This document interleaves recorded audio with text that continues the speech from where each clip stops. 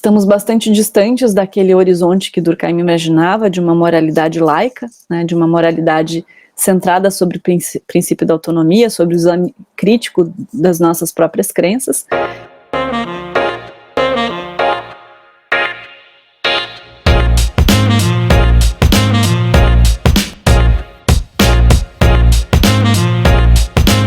Como é que essa proposta de uma sociologia da moral surge? O pano de fundo da sua sociologia, não só da sua sociologia moral, mas em particular dela, é o debate com a filosofia. Durkheim vem de uma formação filosófica na Escola Normal Superior de Paris, que tinha uma orientação claramente filosófica. Ele começa a sua carreira como professor no ensino médio, né, no liceu, ele atua em 3 liceus diferentes, como professor de filosofia. Então é enquanto professor de filosofia, enquanto estudante de filosofia, que ele elabora uma teoria, uma proposta de uma ciência da sociedade. Ele se apropria da palavra que foi criada por Comte, mas Comte criou essa ideia muito interessante, mas ele não conseguiu propriamente executá-la, né? Mesmo Comte ainda teria ficado preso a certas premissas propriamente filosóficas. Ele ainda teria uma filosofia, um tipo de pensamento muito dedutivo.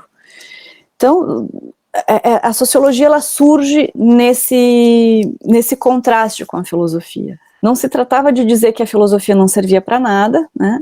A relação do Durkheim com a filosofia ela é um pouco ambígua, mas de cavar ali um espaço para a construção de uma ciência da sociedade. Bem entendido que ciência nessa época ainda estava num registro positivista, e sobretudo do naturalismo metodológico, que na França era o que era considerado ciência à época.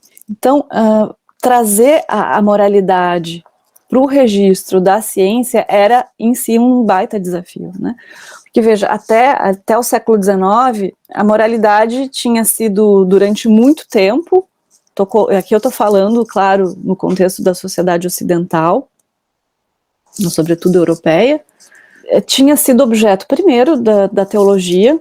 Tô pegando, claro, eu não estou retrocedendo lá a Grécia clássica, estou tomando ali, né, Idade Média.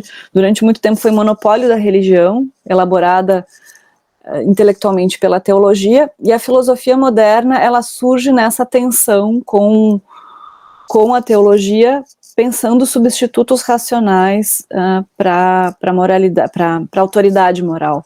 Mas ainda assim, a moral permanece num registro de um dever ser, né? Se trata de pensar princípios que orientam a boa vida, princípios que orientam a noção de justiça, a partir de noções que são elaboradas intelectualmente. Então, o que é a moral, nesse momento em que Durkheim escreve, ainda é um empreendimento estritamente normativo, né, especulativo e construído de forma dedutiva. O giro que Durkheim opera é de que ele teria feito uma espécie de revolução copernicana no conceito de moral. Uma revolução copernicana em que sentido? Ele desloca a moralidade do campo da racionalidade e a traz para o domínio da experiência. Para ele interessa não o que é a moral ideal, como nós deveríamos agir, mas como efetivamente são construídos os valores morais que, na prática, orientam a nossa conduta, né? Ele diz, na prática, a nossa conduta é orientada por valores e regras que são construídos socialmente. Historicamente, a moralidade ela existiu sob a égide da religião, a religião foi a grande portadora da moral. Então, ao tornar a própria religião um fenômeno social, ele consegue, olhando para esse fenômeno, extrair aquilo que para eles seriam os elementos constitutivos da moralidade, né, que no contexto religioso seriam o que ele chama de dever, o caráter normativo, o caráter regulador da moralidade e o bem. A moralidade como algo que nos convoca, que nos concerne, que atrai a nossa vontade.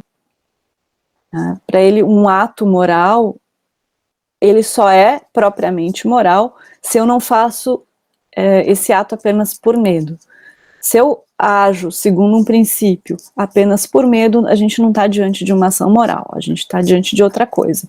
Então, uma ação moral pressupõe que eu a sinta como imperativo, ou seja, é algo que não é opcional, eu não posso fazer diferente, eu entendo que precisa ser dessa forma, seja porque eu internalizei esse princípio, né, e aí tem toda a dimensão da culpa, enfim, mas seja também porque a sociedade reage a qualquer desvio que eu tenha em relação... Sociedade, a gente tem muitas formas de entender sociedade, né, mas eu estou pensando em sociedade aqui como grupo à minha volta, aquela coletividade à minha volta que vai olhar com desconfiança, com, né, aquele olharzinho discriminatório, recriminatório, melhor dizendo.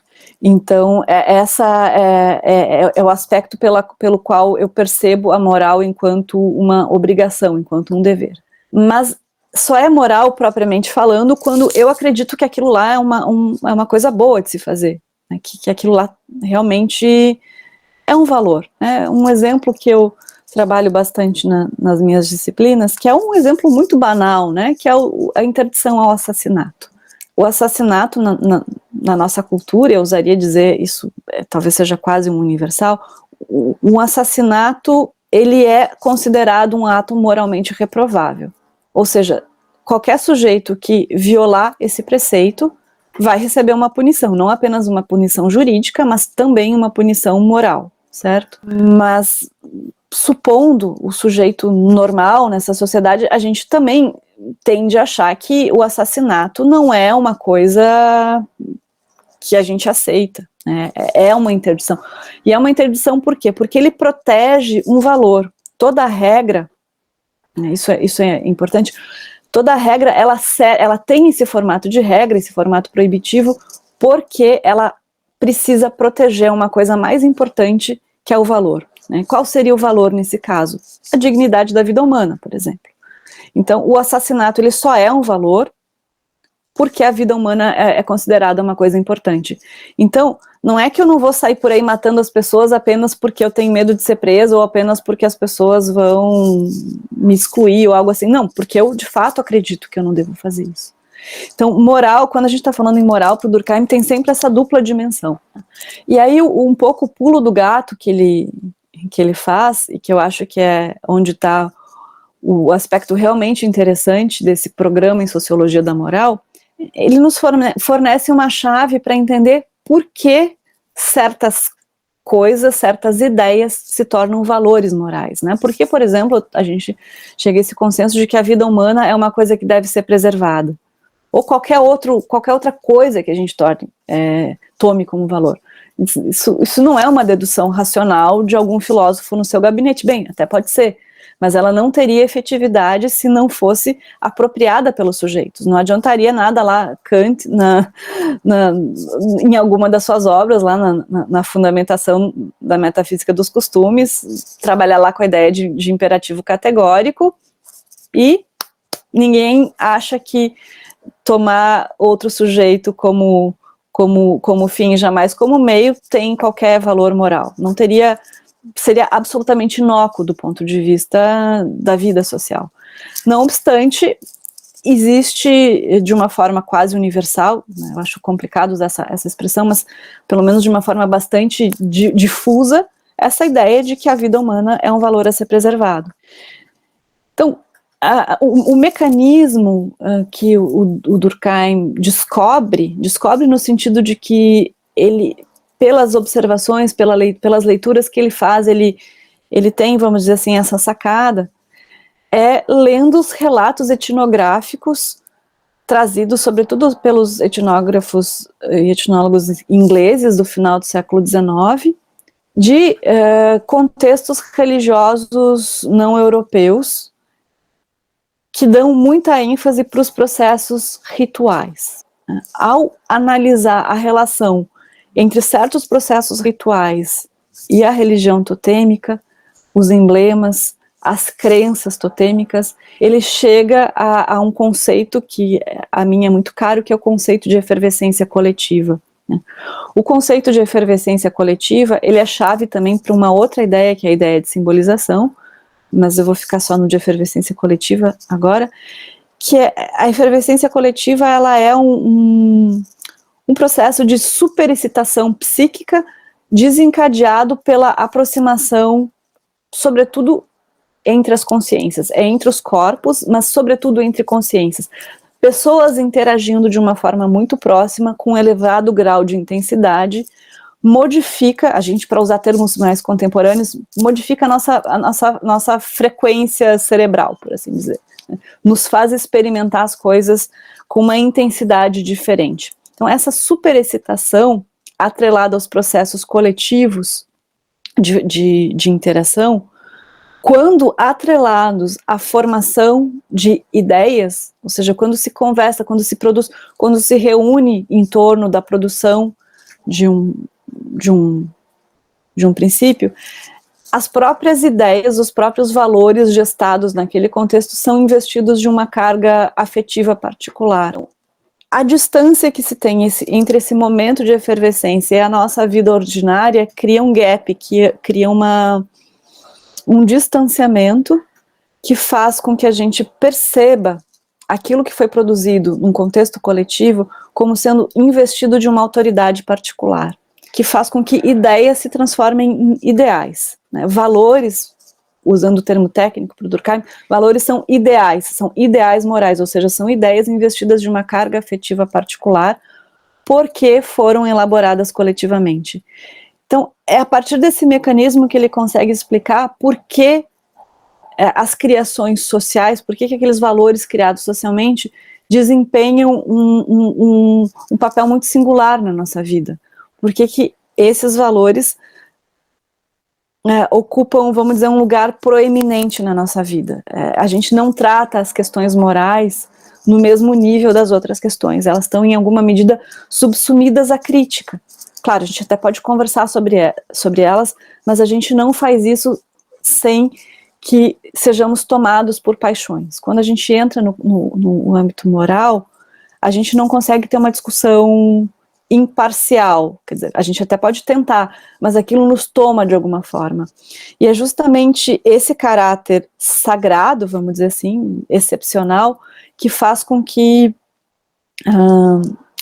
toda a moralidade tenha algo de religioso, propriamente falando, né, no sentido de possuir esse caráter sagrado. E por isso que é tão difícil a gente falar sobre esse assunto, porque ele é um assunto incômodo, mexer nas nossas crenças é uma coisa muito difícil, e sobretudo é muito difícil o diálogo com pessoas cujas crenças são diferentes das nossas, porque a gente não está no âmbito da pura racionalidade, a gente está no âmbito daquelas coisas que são as mais caras para a gente. Então, só um pouco encaminhando talvez aqui para o final, né, eu não vou trazer uma conclusão, mas uma provocação, o quanto essa ideia de moralidade nos ajuda, por exemplo, a pensar o Brasil contemporâneo. Essa cisão, esse processo de rupturas familiares, de amigos, que tem marcado o Brasil contemporâneo, em larga medida, pode ser explicado como um grande conflito religioso. Né? Por quê? Porque a gente está num terreno que, por natureza, é difícil de ser tratado, e se torna tanto mais difícil quando nesse debate, quando na esfera pública nós temos posições, vamos chamar assim, de fundamentalistas, ou seja, que não aceitam colocar na agenda do dia as premissas a partir das quais se dialoga. Estamos bastante distantes daquele horizonte que Durkheim imaginava de uma moralidade laica, né, de uma moralidade centrada sobre o princípio da autonomia, sobre o exame crítico das nossas próprias crenças. Estamos num momento de acirramento das nossas crenças, e eu acredito que a sociologia da moral nesse campo tem muito a contribuir. Ela tem a contribuir, sobretudo, com a possibilidade de pensar como essas dinâmicas se constituem, que processos estão por trás, subjazem a produção dos valores, e como a dinâmica contemporânea se coloca como uma dinâmica, vamos dizer assim, de luta entre sagrados opostos, que tem encontrado muita dificuldade em delinear um princípio possível de diálogo entre essas alteridades radicais. Então é a partir desse ângulo que eu tenho olhado em particular para a teoria durkheimiana, e é onde eu acredito que esse autor tenha muito a contribuir para a gente pensar o nosso mundo.